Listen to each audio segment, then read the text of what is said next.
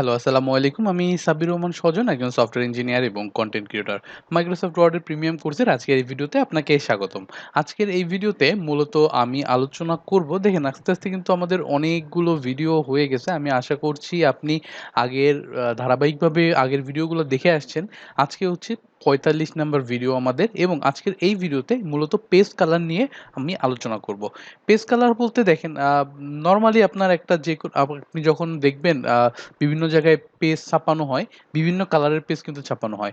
আপনি ২ টা কাজ করতে পারেন। হয় আপনি বিভিন্ন কালারের পেজ আপনি সরাসরি প্রিন্ট আউট করতে পারেন বা আপনার পেজটাকে আপনি কালার করে সেটা কিন্তু প্রিন্ট আউট করতে পারেন।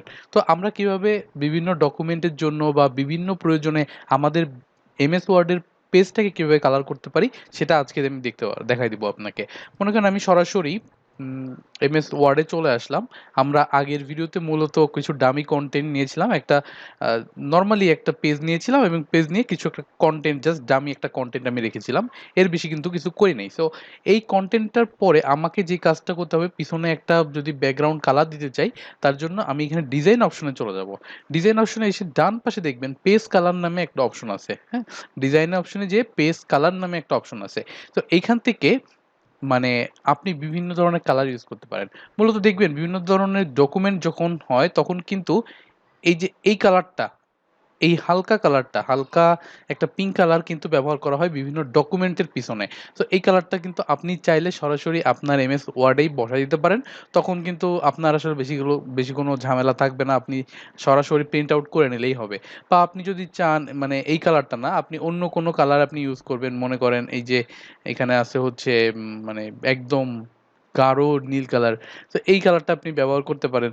বা আপনি এখান থেকে চাইলে আরো যে কালারগুলো আছে থিম কালার আছে।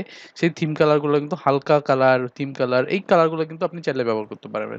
সাধারণত আমি এখন যে কালারটার আপনাকে দেখাচ্ছি এটা হচ্ছে হালকা পিঙ্ক কালার। এই কালারটা সাধারণত ডকুমেন্টের পিছনে ব্যবহার করা হয় এবং এইটাই সবথেকে বেশি ন্যাচারালি ব্যবহার করা হয় এই ডকুমেন্টগুলোতে। সো আপনি মূলত আপনার যে ধরনের কালার দরকার আপনি চাইলে কিন্তু খুব ইজিলি ব্যবহার করতে পারবেন। তো আপনি যদি অন্য একটা কালারও ব্যবহার করেন, কোনো সমস্যা নাই। আপনি মনে করেন ডার্ক আ এই যে একদম এই কালারটা ব্যবহার করলেন আর এই টেক্সট গুলাকে আপনি হোয়াইট করে দিলেন। টেক্সট হোয়াইট কেমনে করবেন?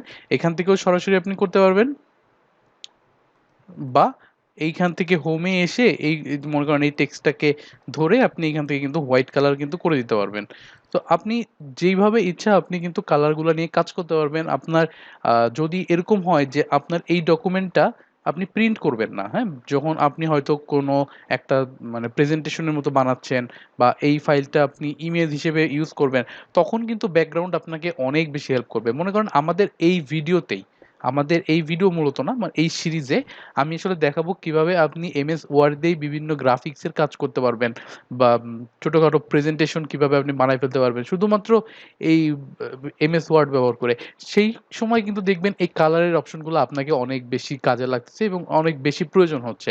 তো আজকের ভিডিওটা মূলত এতটুকুই। আজকের ভিডিওতে মূলত আমি আপনাকে দেখাইলাম কিভাবে আপনি আপনার ব্যাকগ্রাউন্ডে যে পেজটা আছে, ব্যাকগ্রাউন্ডে যে কালারটা আছে সেই কালারটাকে পরিবর্তন করতে পারবেন। ডিজাইনে এসে সরাসরি পেজ কালারে চলে আসবেন এবং এখান থেকে যেই কালার ইচ্ছা ঢেলে দেন। কোনো সমস্যা নাই। তো আজকের ভিডিওটা এতটুকুই। নেক্সট ভিডিওতে দেখা হবে আপনার সাথে। Till then take care.